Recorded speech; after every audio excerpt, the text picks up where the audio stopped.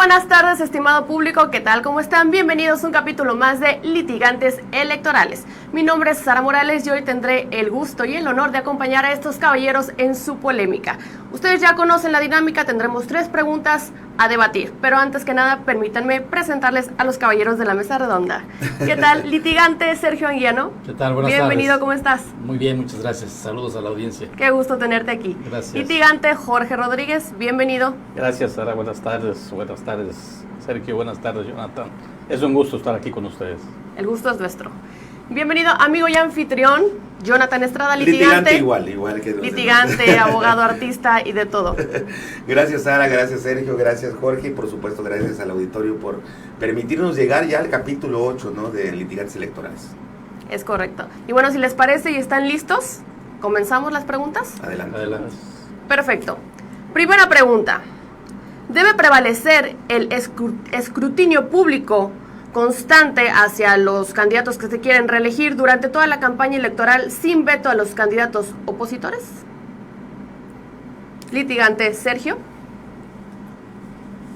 Yo creo que sí, entendiendo que si por veto público vamos a decir o vamos a entender que durante las campañas electorales estas personas o estos personajes, 5 en total en el estado que pretenden la reelección, pueden no ser sujetos al veto de los otros, es decir, no pueden ser no sujetos, a ver, ya me enredé, no ser criticables por parte de los opositores solo por el hecho de que ya fueron candidatos, ya fueron gobernantes. Me parece que es precisamente lo contrario. El hecho de que ellos ya hayan estado sentados en la silla, que hayan sido gobernantes, están más sujetos al escrutinio constante del ciudadano. Desde luego que debe de ser constante, permanente, y desde luego también sin veto a quienes en este caso serán sus contrincantes, quienes pueden y deben hacer resaltar las cosas en las que se equivocaron desde el punto de vista del gobernante, únicamente ateniéndose a eso, pero deben de ser sus expresiones libres de cualquier tipo de veto por parte de ellos. Correcto. Litigante Jorge. La actuación de todo funcionario público debe estar sujeta a un escrutinio público estricto, y más en tratándose de un servidor público que fue electo por el pueblo. O sea, no se vale que un servidor que fue electo y que quiere buscar su reelección se queje de que sus contrincantes hagan comentarios de asuntos que hicieron mal o de temas que no pudieron resolver a favor de la ciudadanía. Desde luego, no hablamos solo de este proceso de Quintana Roo, sino que hablamos en lo general. O sea, esto es un principio, ahora sí que de derecho o de justicia que tienen los ciudadanos, y más los ciudadanos que participan en política buscando ese puesto precisamente que tienen los que buscan reelegirse. O sea, hay una ventaja para ellos y hay una obligación por ley de dar cuentas claras y de aceptar los comentarios que en su caso se realicen. Gracias, litigante. Jonathan. Yo creo que el mejor escrutinio al que están sujetos los candidatos que se quieren reelegir, para empezar, no van a poder eludirlo, que es el del ciudadano.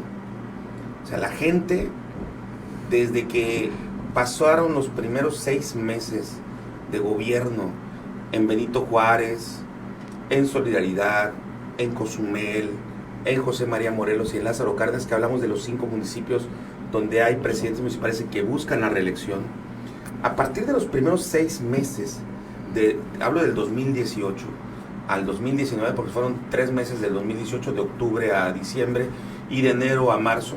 A partir de los primeros 6 meses de gobierno de esos 5 alcaldes que se pretenden reelegir, empezó el escrutinio público. La gente se empezó a dar cuenta de quienes se ausentaron de las colonias populares, de las zonas álgidas donde se requería la atención del presidente municipal y que no lo había. Se empezaron a dar cuenta cómo compraban, mejor dicho, alquilaban patrullas que funcionaron unos cuantos meses y después se quedaron en un corralón porque el contrato de renta de patrullas es ¿cómo le llaman? Leonino. Leonino. o sea, con condiciones adversas para la administración pública, para el erario público. Se empezaron a dar cuenta a los 6 meses de todo lo malo que ellos hacían como gobernantes y empezó el verdadero escrutinio público. La gente hoy por hoy no deja de lado los malos gobiernos que han representado, si no los 5, cualquiera de esos 5 ayuntamientos que hoy pretenden los alcaldes una reelección. Entonces, a ese escrutinio no se pueden salvar, en ese punto. Pero ahora en campaña vemos que seguramente, por lógica, los candidatos opositores a estos alcaldes que se pretenden reelegir van a tener que utilizar la severidad correspondiente para el cuestionamiento, que si bien no se va a poder dar siempre en un debate juntos, porque ni siquiera hasta ahorita sabemos cuántos debates va a hacer el IECRO de candidatos a presidentes municipales, si bien no se va a poder dar en un debate en conjunto, sí se tiene que dar en la opinión pública, en los medios de comunicación, en plazas abiertas, donde yo considero que en determinado momento un candidato actual va a tener que buscar escenarios públicos, naturales, para poder señalar los malos gobiernos de estos, o los buenos en determinado momento, pues no van a tener que decir, ¿no? Si es que hay puntos buenos, que seguramente los hay, pero no van a poder salvarse de eso. Y seguramente, que entiendo que a eso se refiere la pregunta, si se refieren a que si se vale el veto, o sea, es decir, vetar a estos candidatos opositores, a los que se pretenden reelegir, supongo que los partidos políticos que los abanderan a estos candidatos de reelección van a pretender meter impugnaciones ante el IECRO.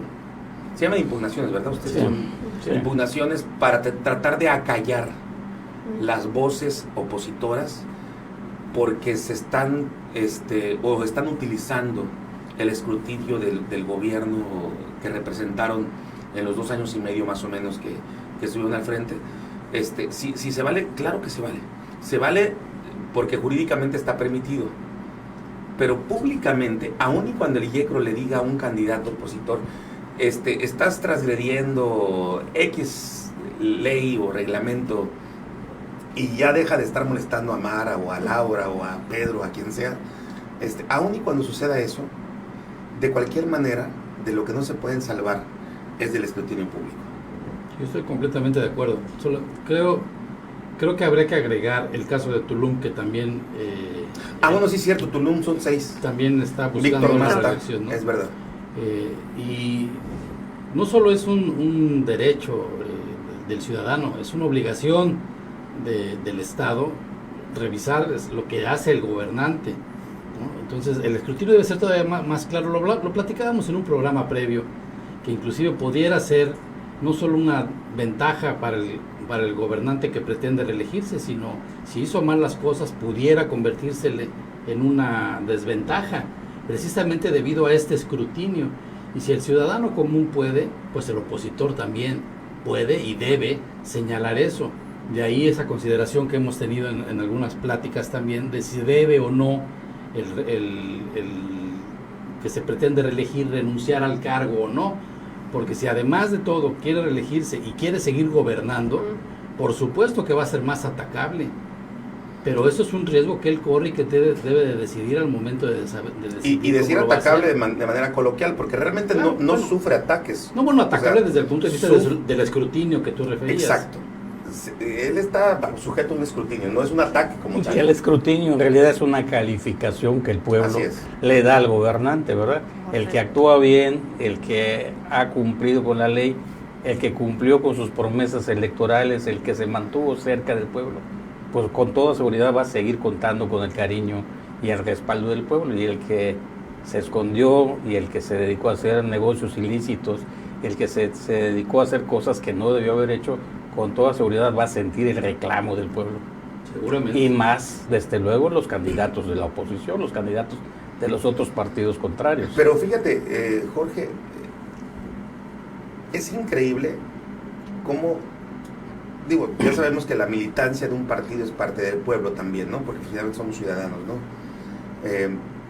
Pero cómo los propios candidatos de reelección, todos, incluyendo los que no suenan a nivel estatal, porque los municipios más escandalosos, digamos, que son Solidaridad y Benito Juárez, pero en Cozumel no se, o sea, también se cuecen habas, Sí, claro. en José María Morelos también, en Tulum ni se diga, en Lázaro Cárdenas igual, o sea, en todos lados, el principal opositor de los candidatos de reelección lo encuentran en su propio partido político o en su propia coalición. Así Es increíble, pero es real. Sí, es Bien. otro elemento. Porque mientras más cerca estás de quien ejerce el poder, pues más conocimiento tienes de cómo ejerce el poder y lógicamente sabes de qué pie cojea. Así Entonces, es. lógicamente, pues hay sus reclamos o hay sus inconformidades.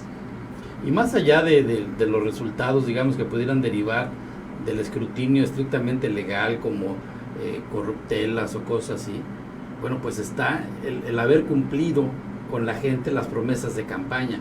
Eso es muy importante, lo que decía hace unos momentos Jorge, quien se mantuvo cerca de la gente, quien conservó sus promesas y las cumplió, pero no solamente en la palabra y no solamente en decir, prometí 25 parques y ya promesa cumplida, ¿no? Que ha sido verdaderamente cumplido de acuerdo con la apreciación del electorado, del escrutinio del electorado. Ese va a ser más severo todavía que la que pudiera derivar de una auditoría o de una cuestión de este estilo, que es más jurídica que práctica, digamos. O de un comentario de un contrincante en este proceso electoral. Es correcto. Porque el contrincante pues solo reflejará un poquito el sentir del pueblo. Aquí el candidato tiene que demostrar que cumplió con sus promesas, que cumplió con la cercanía con la gente y que hizo todo lo que debió de haber hecho. Y sin El duda, que no lo hizo también lo pagará. El comentario del opositor, bueno, pues debe de llevar cierta jiribilla. De hecho, debería, esa es la función del opositor, hacer puntualmente observaciones de lo que hizo mal Claro. el contrincante, ¿no? Y otro punto que es importante subrayar, el tema de la violencia de género, que está obviamente prácticamente etiquetado para defender a la mujer, que me parece un tanto incongruente, porque si hablamos de violencia de género debería ser para ambas partes. Lo que pasa es que aplican solo el 50%, el otro 50% todavía. O sea, hay tantas incongruencias al respecto, pero bueno, en el tema de violencia de género, seguramente no nos sorprendamos si durante el proceso electoral de pronto alguna candidata, mujer, bien sea para reelección o no, utilice este método para tratar de acallar voces, bien sea de medios de comunicación, o sea de candidatos opositores, o sea de simples actores o líderes de opinión, ¿no? Es algo que también, es una herramienta que también vamos a poder de alguna manera observar, y seguramente quien la utilice es quien se sienta, pues por supuesto, no agredida, sino amenazada, afectada en sus intereses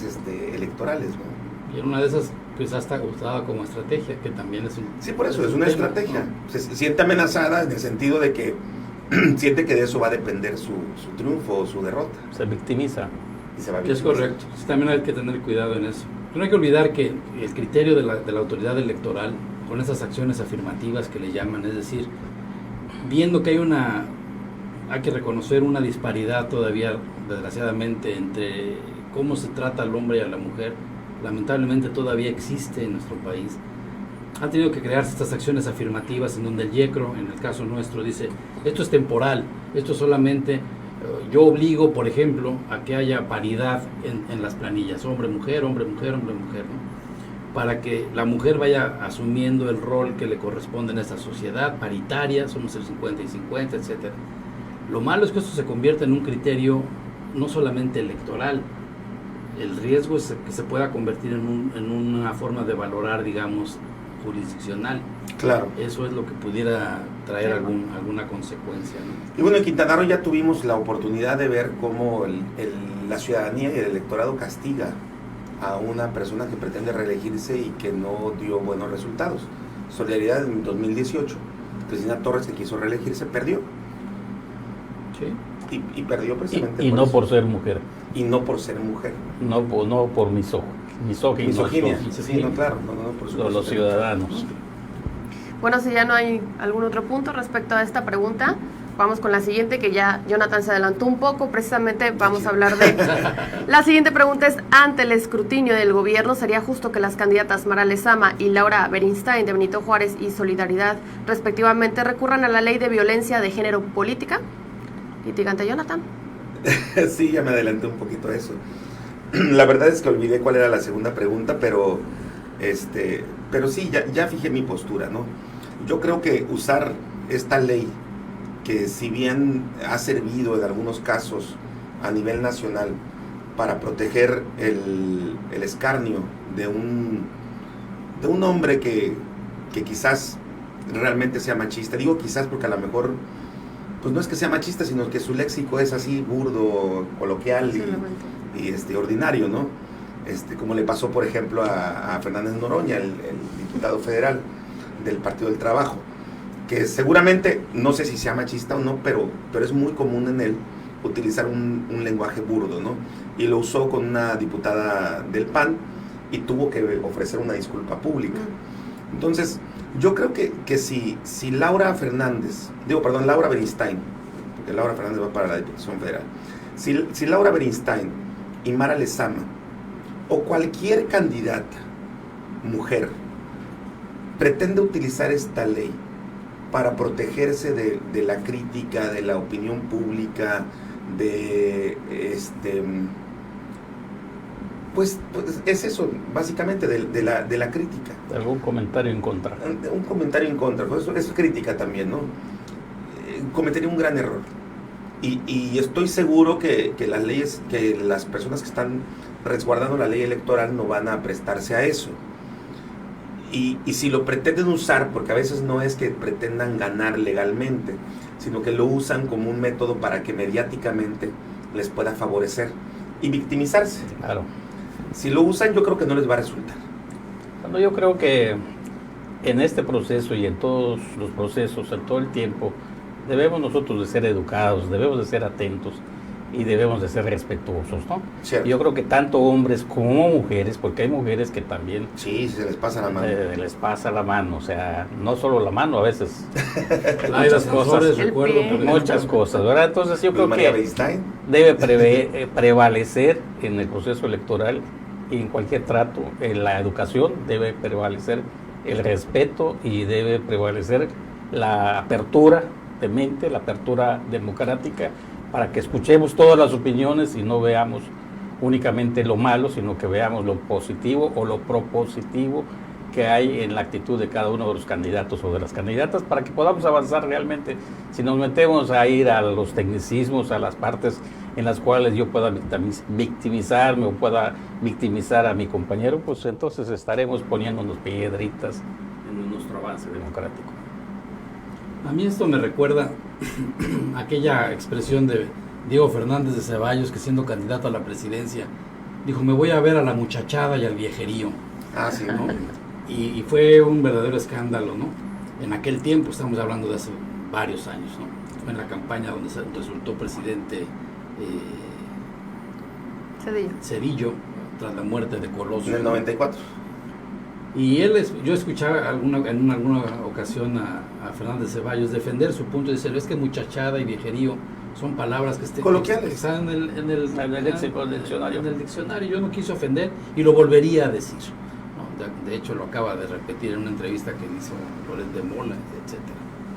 Yo creo que sí tenemos que ser cuidadosos, desde luego. Bueno, los candidatos deben de ser cuidadosos en la forma en que se refieren a la gente, más a las mujeres.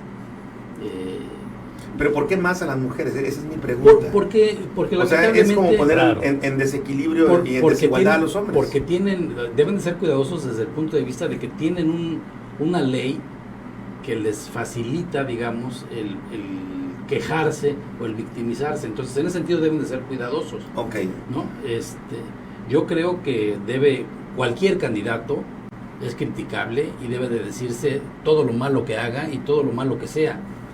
Pero como gobernante, respecto a su profesión, respecto a su forma de hacer, de ser, pero no respecto a su persona, en su intimidad, y mucho menos derivado de un problema de género.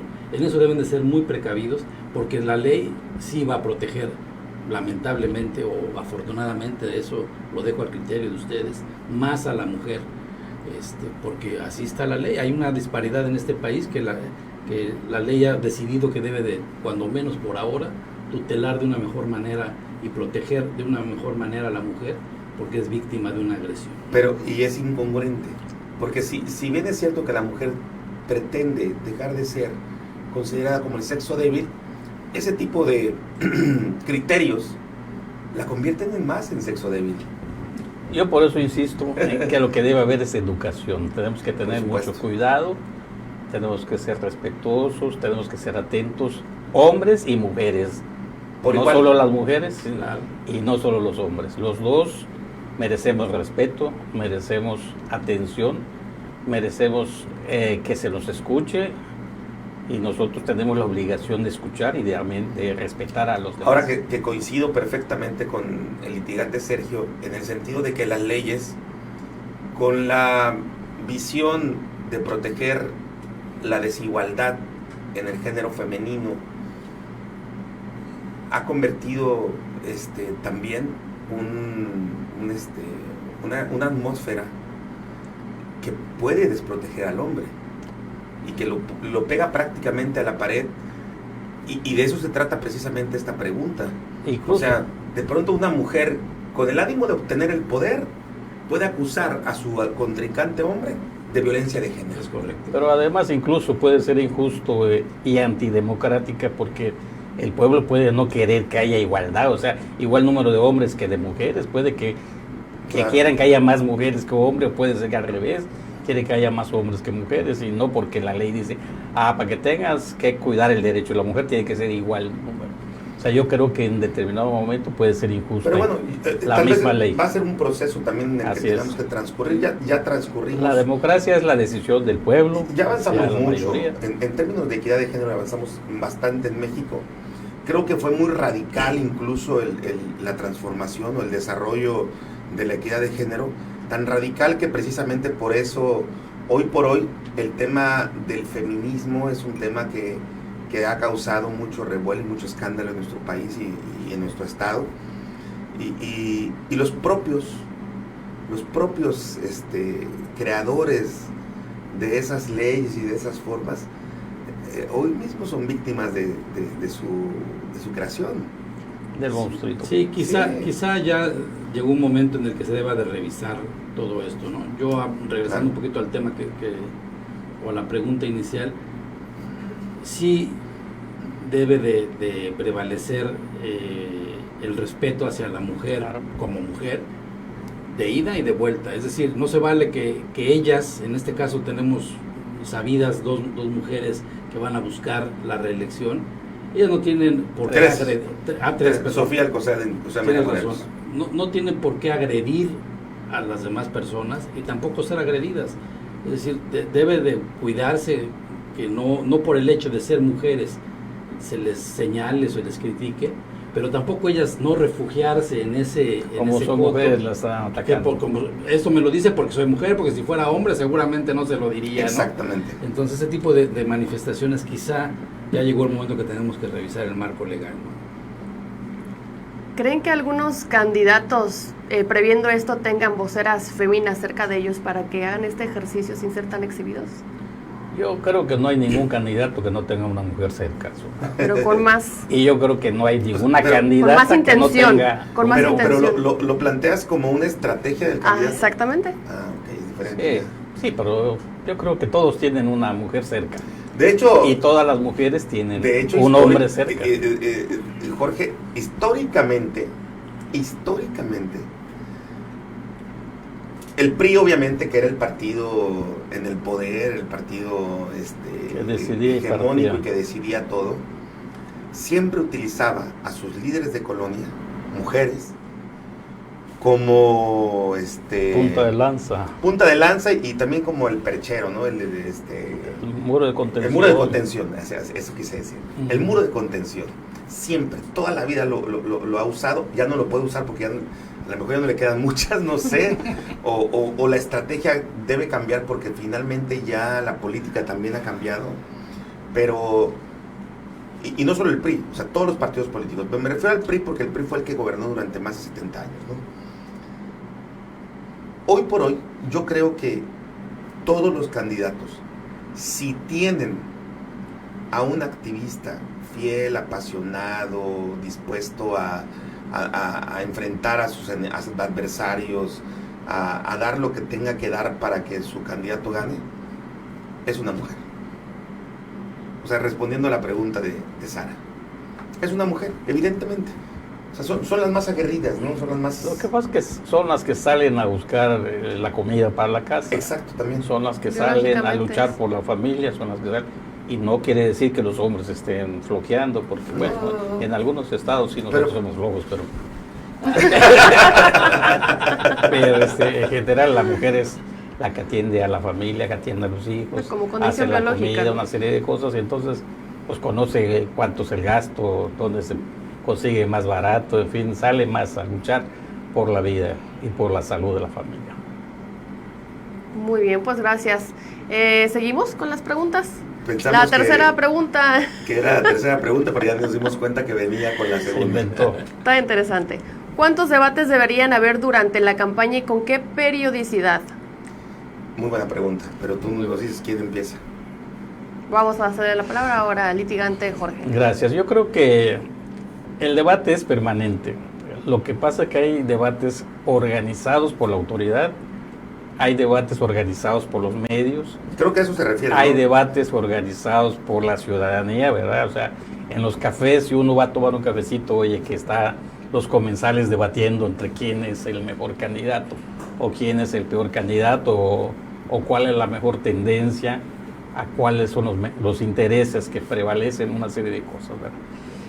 Yo creo, la experiencia que hay, que yo al menos en lo personal tengo, en cuanto a los debates organizados por las autoridades, es que no rinden grandes frutos, no rinden los frutos que se dan en otros países, por ejemplo. Aquí los debates se vuelven pleito interno, y el que es priista sigue siendo priista y al contrario más se molesta, y el que es panista sigue siendo más panista, o sea, no hay un resultado práctico que se busca o que se pretende, al menos en otros países. En otros países, cuando hay un debate, dices, pues este es más vivo, este tiene más capacidad de respuesta, este tiene más rapidez para decidir las cosas, entonces uno, a veces la orientación del voto cambia de sentido, pero aquí en México, al menos hasta ahorita en mi experiencia, no ha funcionado gran cosa. Que se debe debatir, que se deben de decir los puntos de vista, que se deben de defender, y que es necesario escuchar también el punto de vista del contrario. Eso es importantísimo, porque de allá va a salir algo positivo para la ciudadanía, algo positivo para todos los candidatos. El candidato que aprende a escuchar lo que dicen los opositores y suma a su pensamiento la parte buena de lo que dicen los demás, y con toda seguridad va a ser un buen gobernante. Y sosteniendo esta premisa, ¿cuántos debates consideras que debería haber? Lo que pasa es que, repito, no puede haber debates inducidos. O sea, los debates inducidos no producen resultados esperados o resultados positivos. Lo que más produce es que la gente, que los ciudadanos debatan y escuchen a los candidatos y que los cuestionen y que les pregunten, a ver, tú por qué quieres seguir, y tú por qué quieres ser, y tú por qué quieres. Entonces esto, más que las autoridades, yo creo que los medios pueden orientar mucho, pueden ayudar mucho a que la gente oiga y escuche el pensamiento y la forma de ser de los ciudadanos. Eso Aquí es lo que yo creo. Tenemos a Jonathan diciendo que no. Bueno, litigante Jonathan. Yo no coincido ni concuerdo en lo absoluto con la apreciación del litigante Jorge. Mira, ya se escucha, incluso ahorita antes de que empiece la campaña electoral, que los candidatos de reelección, por ejemplo, con mayor número de negativos en su haber, no van a hacer campaña, no van a salir. ¿Por qué? Porque no se quieren exponer al debate. Y solamente van a esperar el día D para pagar sus estructuras y comprar los votos correspondientes para ganar la reelección. Yo sí creo que hay un número de gente muy amplia que no está contaminada con partido político alguno, que no está contaminada con la política, que sí merece ver los debates donde un opositor le diga al otro sus verdades y lo desenmascara. Para eso son los debates, de alguna forma u otra. Aquí en China, los debates no son para escuchar propuestas realmente. El mismo debate que escuchamos, por ejemplo, ahora entre Trump y Biden, y que en el pasado lo escuchamos entre Hillary Clinton y Trump, fue para escuchar los negativos que tenían ambas partes. Y el triunfo vino en función de quién desnudó más a quién. Y yo considero que en esta democracia en la que hay muchas trampas, en la que hay mucha simulación, un debate sí tiene una función muy particular que puede servir para la democracia, que puede servir para que el elector que no va a vender su voto, que no va o que no participa en un partido político y que va a votar de manera voluntaria, pueda forjarse un criterio. Y si la ley y el IECRO en Quintana Roo obliga a tener un mayor número de debates, seguramente, sobre todo viniendo al primer punto del tema, que es el escrutinio de los que se quieren reelegir, seguramente va a obligar a que haya igualdad de circunstancias, porque entonces los candidatos opositores van a poder decirle en su cara todos sus negativos a esos candidatos que se quieren reelegir solamente porque buscan el negocio en el poder. Y qué bueno que pudieran estos candidatos, cualquiera, responder a una convocatoria de un medio de comunicación o de una asociación civil o de una cámara empresarial, como lo hacía comúnmente Coparmex, no, pero ya no responden, ya no van, ya no acuden. ¿Por qué no acuden? Porque no están preparados, porque saben perfectamente que les van a decir cosas en su cara y que se van a publicar o se van a ventilar ante la ciudadanía.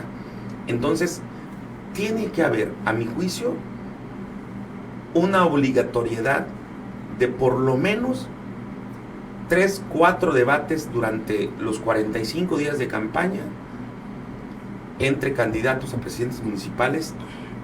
Diego, ya sabemos que el INE es el que regula la federación por aquello de las diputaciones federales, pero por lo menos en Quintana Roo el IECRO debería de obligar por lo menos de 3 a 4 debates de candidatos a presidentes municipales para que haya la oportunidad de que unos a otros se desnuden y que aquel elector, seamos menos o seamos más, ¿qué importa?, pueda forjar un criterio de acuerdo a lo que ve y escucha, a mi juicio. Pues mira, yo hablando de los debates televisivos, yo creo que la finalidad de este tipo de debates no debiera de ser la noticia estridente o el exhibir al contrincante. Yo más bien creo que debieran de ser para que le sirvan al ciudadano, al posible elector, para conocer a los candidatos, para saber de sus propuestas y saber cómo pretenden llegar o hacer una vez que accedan al poder, si es que llegan.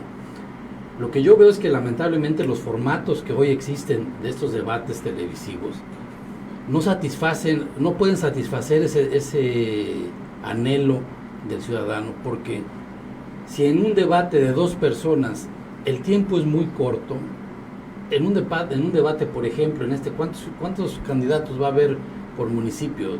10, 8. Depende del municipio. Entonces, 8 cuando menos. ¿Cuánto tiempo tiene un candidato para expresarse y decir lo que pretende decir? ¿En 1 minuto, en 3 minutos, en 5 minutos que le dieran para las réplicas y contrarréplicas a las que tendría derecho? El espacio de tiempo es demasiado corto. Sin embargo, no encuentro hasta ahora un mejor elemento que como están configurados ahorita los debates televisivos. Yo en alguna ocasión, por dar un ejemplo, sugería que se fueran entrevistando en programas de 2 horas a cada uno de los candidatos. El problema es que si no es tu candidato o no va, pues lo vamos a ver 8 personas, ¿no? El que te interesa. Los demás personas van a ver otra opción de la televisión y no los debates. Entonces se deja de cumplir con esa función. y hacer 3 o 4. La logística de un debate televisivo es tremenda. Yo no soy técnico en materia de medios, tú tienes más experiencia en esto, pero coordinar un evento en el que llegan 8 candidatos con sus respectivas comitivas, etcétera, no es una tarea sencilla. Entonces yo no sé no tengo una opción para estos debates o para estos medios para conocer a la gente. Creo que es necesarísimo saber qué traen, qué dicen. Desde luego tiene una ventaja el que ya fue gobernante, porque ya tiene una experiencia frente a los medios, tiene una mayor capacidad de síntesis, tiene una mayor manera de transmitir lo que desea, y eso tampoco pudiera ser muy bueno para los que no tienen esa trayectoria. Y en otro sentido, pues se dice coloquialmente que el que va arriba no le conviene ir a un debate porque tiene todo que perder y nada que ganar o poco que ganar, al contrario del que va muy abajo en las encuestas, pues se dedica precisamente a hacer señalamientos grandilocuentes, pensando que eso le puede elevar en el gusto popular. Sí. Es decir, es un tema muy complejo, es una gran pregunta esta, porque hay una escasez de ideas que se requieren para que el ciudadano común y corriente, el que no está involucrado en política, conozca a los que pretenden gobernarlos y sepa de una buena manera por qué va a votar. Es un elemento esencial saber por qué vas a votar por una persona. Pero precisamente, fíjate, dijiste algo muy interesante. Comúnmente los candidatos que van arriba no quieren exponerse a un debate porque piensan que van a bajar sus puntos porcentuales. Uh-huh. ¿Por qué crees que piensan que van a bajar sus puntos porcentuales? Porque pueden ser desnudados, porque pueden ser develada alguna verdad que les pueda perjudicar y que pueda ser revelada obviamente por alguno de los opositores que están en el debate. Y a eso tenemos derecho los ciudadanos. Sin duda. Es verdad, yo coincido contigo que los debates deberían de servir para conocer propuestas y para conocer la capacidad de gobernar de cada candidato. Pero creo que tiene que haber un equilibrio entre el bien y el mal. Es decir, así como debe servir para eso, también debe servir para conocer todo lo malo que puede ser un candidato. Y entonces el ciudadano tener el criterio, y hablo del ciudadano que no va a vender su voto, hablo del ciudadano que no es miembro de un partido político o de un comité de campaña, ese ciudadano que sí piensa ir a votar por civilidad, por civismo, por lo que tú quieras. Ese ciudadano que no sabe todavía o no ha decidido por quién votar, necesita conocer lo bueno y lo malo. No solamente lo bueno, ni solamente lo malo. Y bueno, un debate da esa pauta. Claro, yo no estoy en contra de los debates. Yo le dije claramente que yo soy partidario de los debates y que los debates se dan todos los días, y se dan en el café, y se dan en los hogares, y se dan entre los miembros de las familias, porque en ocasiones sucede que en las familias hay partidarios de distintos partidos.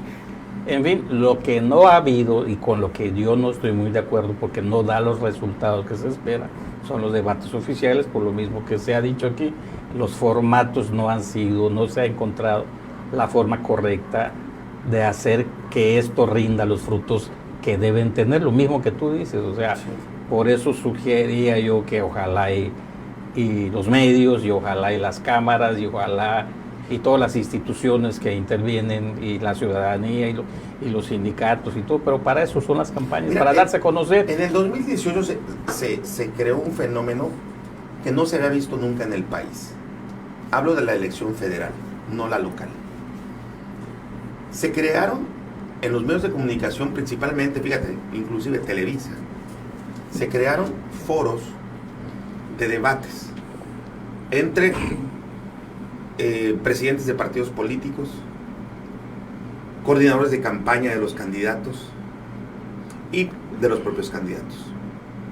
O sea, es decir, hubo la oportunidad de conocer criterios muy ampliamente, que bueno, en su momento favorecieron a Andrés Manuel López Obrador, pero precisamente por esos debates. Nunca había existido tanto debate en una elección como la del 2018. Sí, yo no dudo, yo también coincido que los debates son buenos. Lo que pasa es que no han dado, coincido completamente con Jorge, que no han dado los resultados. Y hay un elemento que yo creo que habría que tener presente. Dices, y con razón, que hay que señalar lo malo, pero entonces habría que tener una cierta regla que no se ha dado. Hay que señalar lo malo, pero Lo personal. pero razonado, argumentado y probado. Yo como por mi formación de abogado digo, quien afirma tiene la carga de probar, porque llegar a un foro en el que tienes la atención de todo un país o de una buena parte del país solamente a decir cosas, pero basado en ocurrencias o en mentiras, pues de nada ayuda. Sí tiene un impacto ante el ciudadano, ¿no? Cuando dicen que se roban X cantidad de dinero o lo que sea, lo que se les ocurra. Lo malo es que al político que está debatiendo no se le obliga a probar su afirmación, simplemente la suelta y eso crea un efecto que después los ciudadanos pudiéramos pagar. Entonces, pero tampoco lo puedes limitar al decir, no puedes decir... Es que el punto es ese, ¿no? ¿Cómo pruebas algo de manera ipso facto? Ni la propia ley, o sea, por eso date cuenta cuánto tardan los juicios, ¿no? Por eso sí coincido con Jorge en el sentido de que los debates no están dando lo que debieran de darle al ciudadano. Con el formato que tenemos actualmente. Hay que generar un formato. Con el formato que tenemos actualmente. O sea, nosotros no lo hemos encontrado la forma. Debates hay todos los días y hay en todos lados, o sea, no solo entre candidatos, también entre ciudadanos y entre partidos y entre periodistas y entre comerciantes y entre todo el mundo. Diario hay debate, pero no hay un camino creado para que podamos llegar a un fin esperado así. A lo mejor por ahí va la cosa, ¿no? Que nos den los candidatos en estos formatos elementos para en estas discusiones que señala Jorge podamos llegar a verdades más concretas. Yo estoy convencido que el ciudadano, o tendremos una mejor democracia, pienso que este es el mejor sistema, no es el ideal, pudiera haber uno mejor, pero por lo pronto es el mejor sistema que ha encontrado el ser humano para medio gobernarse, la democracia, pero debe de ser, para que funcione mejor, debe de haber ciudadanos bien informados, deben de ejercer su voto bien informados y bien educados. Si los candidatos nos dan esos elementos para que cuando estemos en la mesa de la sobremesa o en el café con los amigos o en el bar o lo que sea, tenemos buenos elementos, creo que entonces sí podremos ir mejor informados a las urnas. Y más ahora que cada día hay menos partidos hegemónicos. Claro. Cada día hay menos partidos que tengan el control absoluto. Cada día está más diluido la intención del voto. Y entonces valdría la pena conocer quiénes son los aspirantes a los puestos de elección popular, su pensamiento, su programa de trabajo, su acción, una serie de cosas, para que de allá la ciudadanía que no es militante de un partido, sino que es libre pensador, pueda tomar una decisión lo más acertada posible, o lo más cercana a la verdad posible. Claro. Estamos en tus manos, Anita. Muy bien, si ya alguien tiene algo más que agregar de estos temas. Se agotaron las opiniones. Se gastó. Hay mucho que decir, pero hay mucho, ¿verdad? Pronto. Poco tiempo. Por lo pronto ya dijimos lo que teníamos que decir. Sí, muchas gracias. Lo que pasa es que mucha gente se cobija en las siglas de un partido. Cierto. O antiguamente así se hacía, no sabemos cómo va a estar este proceso electoral. Y entonces, o se cobijan en el poder, o se cobijan, tienen algo que los protege. Y el que sale a luchar, el que quiere empezar, el que quiere servir a su comunidad, pues no encuentra muchos caminos. O sea, está difícil la lucha. Y esto, pues es el aprendizaje de la democracia. Esta es la participación de la ciudadanía que tiene que hacer para que podamos lograr algo al final. Al fin de cuentas, la responsabilidad recae en los ciudadanos, ¿no? Mucho. Pues cuando menos los resultados. Sí, es muy importante. Al final de cuentas, quien llega a gobernarnos, quien tiene el alto honor de gobernarnos, finalmente es un ciudadano. Así es. Surge de la ciudadanía, ¿no? Entonces, somos los ciudadanos, que además somos más que los gobernantes, los que deberíamos de pedirles cuentas, de supervisarlos, de hacer el escrutinio, ¿no? y el de preocuparnos por informarnos para que lleguen los mejores, por el bien de todos. Pero qué bueno, el debate siempre es bueno. O sea, yo sí estoy de acuerdo con los debates. Sí soy creyente. Y son divertidos, No, además. el debate organizado en la forma que actualmente lo tenemos, no. Ahí sí lo manifiesto claramente y lo ratifico. En esta forma no, porque no da los resultados que se esperan, ni siquiera la información. No vamos a decir la tendencia o ni siquiera la información básica elemental, sino que se vuelve un dimes y diretes nada más y Claro. de cosas de partido y cosas que no tienen fondo ni trascendencia, ni siquiera de planes de gobierno. Sí, tiene que ser un formato muy más liberal. Más liberal, más abierto, pero al mismo tiempo con un respeto y una disciplina. Yo recuerdo el debate del 2018 entre Mara Lezama, Janix, Niurka y no recuerdo quién más estaba. Pero me acuerdo perfectamente cómo Niurka salía de su podio y se iba y se metía al podio de Mara y se burlaba de ella y todo. Ese tipo de actos echan a perder. Claro, cambia el sentido. La concentración del electorado, ¿no? Entonces tiene Se que haber, convierte en un circo, una cosa. y se convierte en un circo, que a la postre obviamente le favoreció a Mara. Claro. O sea, en lugar de afectarle, le favorece. Y si de alguna manera lo hizo Niurka para favorecerlo, pues le salió bien. Habrá quien lo aplauda, sin duda, pero eso malinforma en lugar de crear una buena situación. Pues bien lo dicen, el resultado no se obtiene, a fin de cuentas. Creo que no, hay que modificar en eso. Entonces, uno es más que suficiente por lo pronto para los resultados que da. Ok, Con uno es cerrando, más- uno. Para mí, con uno será más que suficiente. Yo también que haga uno, cuando ¿Uno? menos, sí. No, yo 3 o 4. Vamos a organizar uno. Pero eso no da ni No, me refiero a 3 o 4 oficiales. Es decir, Oficiales. que con el árbitro del IECRO, con un formato, estoy de acuerdo con lo que dice Jorge, un formato bien estricto, que realmente le aporte al electorado algo y al ciudadano que no pertenece a un partido político pues que no está contaminado, ¿no? con una sigla. Y también coincido con Sergio en el sentido de que tiene que tener mucha propuesta, ¿no? O sea, es decir, el propio formato debe enfocar ese debate a que haya propuestas y que dé pie también a que se desnude al candidato o a los candidatos. Con pruebas. Con Por eso, pruebas. O con algunos indicios, ¿no? es que es muy relativo lo de las Tú pruebas. sabes que aquí no estamos juzgando en los Claro. debates, no se debe juzgar al candidato, se debe juzgar las propuestas del candidato para gobernar, Es correcto. las acciones que propone para gobernar. Y la se integridad debería- del candidato. La contrapropuesta debe ser algo que mejore, que diga, no, yo no lo haría así, sino que lo haría mejor así, así, así. Entonces, esos debates sí serían propositivos y sí serían Mira, para ha habido avanzar. debates en donde un candidato a otro le dice, no, es que tú eres narcotraficante o tú perteneces pero a eso una es- red narcotraficante. No lo puedes probar en ese momento, pero entonces el candidato aludido sí puede meter una denuncia y obviamente tratar de dirimir. Pero como dice Memo Ríos, cuando el río suena es que latas de frijoles lleva, ¿no? O sea, si un candidato se atreve públicamente en un debate oficial del árbitro electoral a decirle en su cara al otro que es narcotraficante o que participa de una célula criminal, o sea, Pero no ni de es gratis. la vía ni es la forma. No, pero si sabe que es Porque tiene un gran narcotraficante, impacto. Pero- y si sabe claro. que lo denuncie, que lo Claro, haga por la claro, vía claro. y la Existe una forma legal. consecuencia. Pero a ver, aquel que fue aludido como narcotraficante o como parte de una célula criminal, tiene dos. O le dice, bueno, sí, pero tú eres gay. O sea, por ejemplo, por decirte algo, ¿no? O si dice, no, pruébamelo. Entonces, Y te doy un beso.